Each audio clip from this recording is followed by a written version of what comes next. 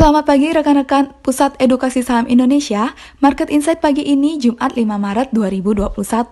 Diawali dengan berita yang dikutip dari CNBC Indonesia, Bursa Saham Amerika Serikat AS dibuka menguat tipis pada perdagangan Kamis 4 Maret 2021, menyambut data positif klaim pengangguran AS meski imbal hasil yield obligasi pemerintah kembali naik. Indeks Dow Jones Industrial Average menguat 42,5 poin atau plus 0,14% pada pukul 8.30 waktu setempat atau pukul 21.30 waktu Indonesia Barat. Dan 30 menit kemudian menjadi 136,7 poin atau plus 0,44% ke 31.406,45.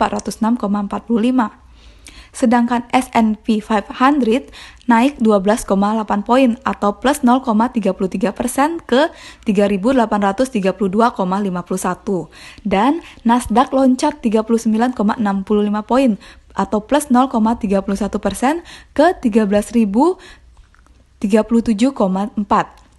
Para investor menunggu kejelasan dari Ketua Federal Reserve Jerome Powell tentang bagaimana Bank Sentral memandang lonjakan imbal hasil Treasury baru-baru ini. Berita selanjutnya, Organisasi Kesehatan Dunia WHO menyatakan jumlah kasus COVID-19 baru telah meningkat di Eropa setelah 6 minggu terakhir sempat melandai. Menurut Direktur Regional Eropa WHO, Hans Kluge, dalam konferensi pers pada Kamis 4 Maret 2021, kenaikan terjadi sebesar 9% di separuh wilayah tersebut. Wilayah Eropa yang menjadi tanggung jawab WHO terdiri dari 53 negara dan program vaksinasi telah dimulai di 45 negara. Menurut perhitungan AFP, berdasarkan angka resmi, 2,6% populasi Uni Eropa telah menerima 2 dosis vaksin COVID-19 dan 5,4% telah mendapat 1 dosis. Berita selanjutnya, berita dari dalam negeri. Harga obligasi pemerintah atau surat berharga negara atau SBN pada perdagangan Kamis 4 Maret 2021 mayoritas ditutup melemah, menyusul kembali naiknya imbal hasil atau yield obligasi pemerintah Amerika Serikat AS pada Rabu 3 Maret 2021 waktu setempat. Yield Treasury AS kembali menghantui pasar finansial global pada pekan ini, di mana yield Treasury AS tenor 10 tahun kemarin naik 8,6 BPS ke 1,484%. Namun pada hari ini sepertinya yield Treasury AS diperkirakan kembali turun. Berita selanjutnya, Presiden Jokowi mengatakan Indonesia bakal kedatangan tambahan vaksin sebanyak 4,6 juta dosis. Vaksin tersebut merupakan buatan AstraZeneca asal Inggris. Jokowi mengatakan Indonesia bersyukur mendapatkan jatah vaksin sampai 38 juta dosis vaksin, sedangkan negara lain berebut untuk mendapatkan jatah vaksin. Berita selanjutnya, Presiden Joko Widodo menggaungkan benci produk asing. Hal ini terjadi karena adanya e-commerce asing yang menjual produk impor secara tidak sehat dan membunuh UMKM lokal. E-commerce asing ini menjual barang-barang hasil meniru produksi UMKM dalam negeri. Mereka juga mempelajari apa yang disukai oleh masyarakat Indonesia, sehingga mereka bisa memproduksi dan menjual produk tiruan ke dalam negeri dengan harga yang menjatuhkan harga pasar. Berita selanjutnya, pemerintah terus mendorong transisi energi di sektor transportasi dari berbahan bakar fosil ke energi baru terbarukan atau EBT, sehingga ke depan pemerintah bakal dorong penggunaan mobil listrik. Sumber energi mobil listrik ini ada pada baterai dengan salah satu material komponen baterai yaitu nikel. Namun ternyata komoditas tambang yang menjadi bahan baku utama baterai hingga mobil listrik ini tidak hanya nikel.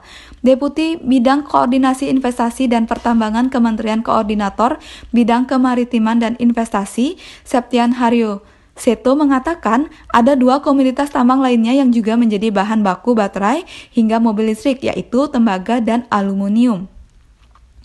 Berita terakhir dari CNBC Indonesia, emiten pengelola Rumah Sakit Omni, PT Sarana Meditama Metropolitan Tbk atau SAME, akan melakukan penerbitan hak memesan efek terlebih dahulu atau HMETD1 atau right issue pada bulan ini.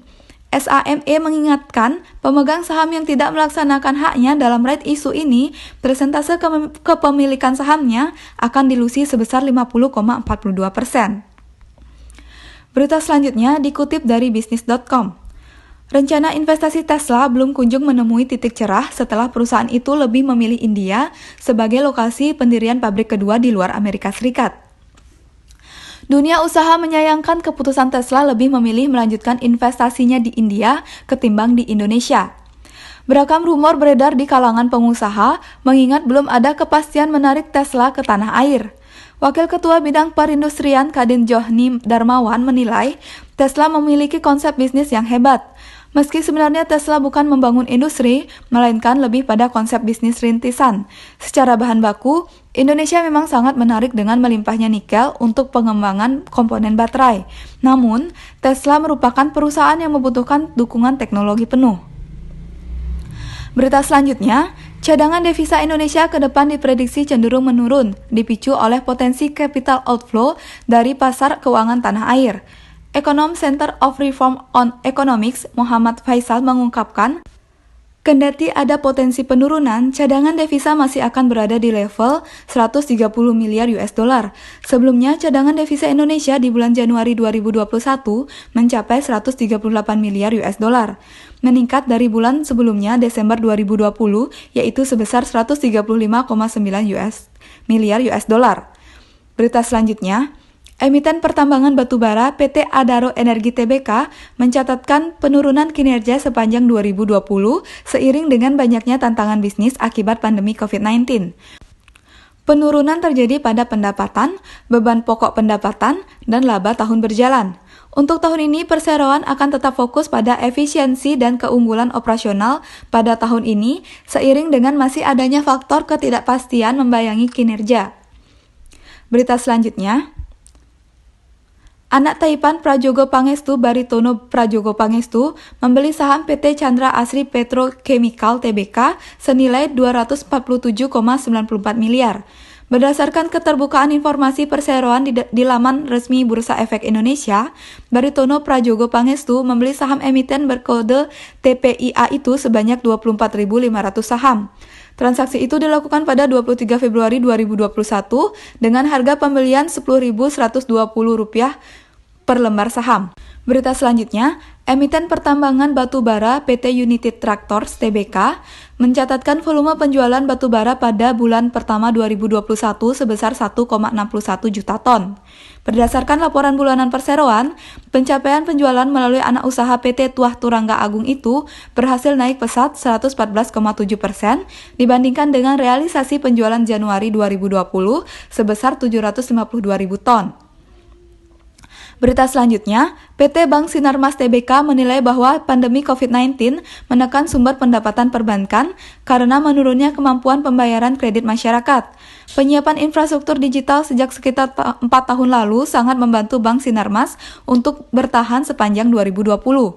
Digitalisasi itu sangat membantu perseroan dalam mengoptimalkan sumber pendapatan yang ada dan menjaga efisiensi beban. Berita selanjutnya dikutip dari kontan.co.id.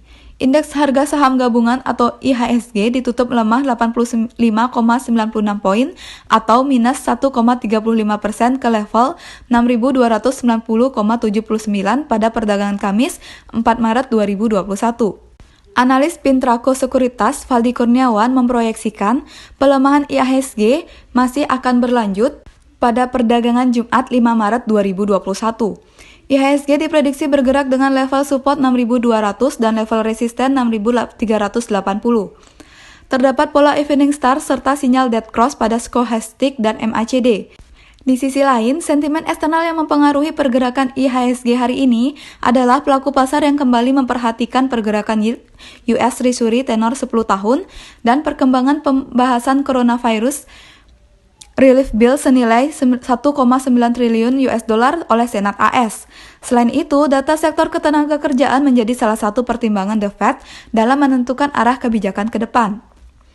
Berita selanjutnya, tren harga minyak diyakini masih bisa bullish sepanjang tahun ini.